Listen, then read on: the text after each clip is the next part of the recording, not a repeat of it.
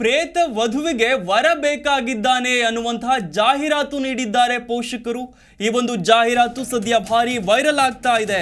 ದಕ್ಷಿಣ ಕನ್ನಡ ಜಿಲ್ಲೆಯ ಮದುವೆ ಜಾಹೀರಾತು ಭಾರಿ ವೈರಲ್ ಆಗ್ತಾ ಇರೋದು. ಪ್ರೇತ ವಧುವಿಗೆ ಈಗಾಗಲೇ ಸಾವನ್ನಪ್ಪಿರೋ ಹೆಣ್ಣು ಮಗಳಿಗೆ ವರ ಬೇಕು ಅಂತ ಮನೆಯವರು ಜಾಹೀರಾತು ಕೊಟ್ಟಿದ್ದಾರೆ.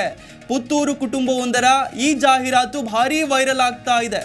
30 ವರ್ಷಗಳ ಹಿಂದೆಯೇ ನಿಧನವಾಗಿರ್ತಕ್ಕಂಥ ಹುಡುಗಿಗೆ ವಧುವಿಗೆ ವರನ ಅಗತ್ಯ ಇದೆ ಅಂತ ಮನೆಯವರು ಕುಟುಂಬಸ್ಥರು ಈ ರೀತಿ ವಿಚಿತ್ರವಾಗಿ ಪೋಸ್ಟ್ ಹಾಕಿರುವಂಥದ್ದು, ಜಾಹೀರಾತು ನೀಡಿರುವಂಥದ್ದು.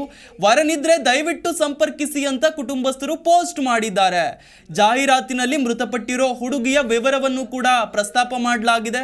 30 ವರ್ಷಗಳ ಹಿಂದೆಯೇ ತೀರಿ ಹೋದಂತಹ ಹೆಣ್ಣು ಮಗುವಿಗೆ ಅದೇ ಜಾತಿಯ ಇತರ ಬದಿಯ 30 ವರ್ಷಗಳ ಹಿಂದೆ ತೀರಿ ಹೋದ ಗಂಡು ಮಗುವಿನ ಮನೆಯವರು ಸಂಪರ್ಕಿಸಬಹುದು ಅನ್ನುವಂತಹ ಒಂದು ವಿಚಿತ್ರ ಜಾಹೀರಾತನ್ನ ನೀಡಿದ್ದಾರೆ. ಸದ್ಯ ಈ ಒಂದು ಜಾಹೀರಾತಿನ ಪೋಸ್ಟ್ ತುಣುಕು ಭಾರಿ ವೈರಲ್ ಆಗ್ತಾ ಇದೆ.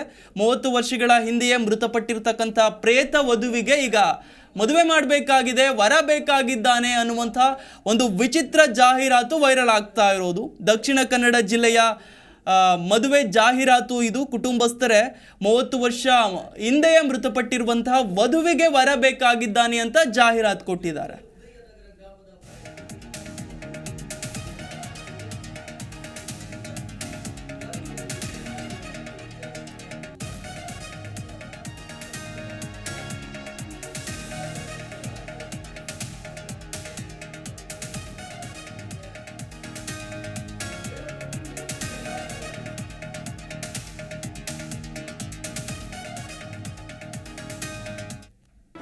ಜಿ ಕನ್ನಡ ನ್ಯೂಸ್ ಈಗ ನಿಮ್ಮ ಮನೆಯಲ್ಲೇ ನೋಡಿ. ಎಲ್ಲ ಕೇಬಲ್ಗಳಲ್ಲಿ ಈಗ ಲಭ್ಯ.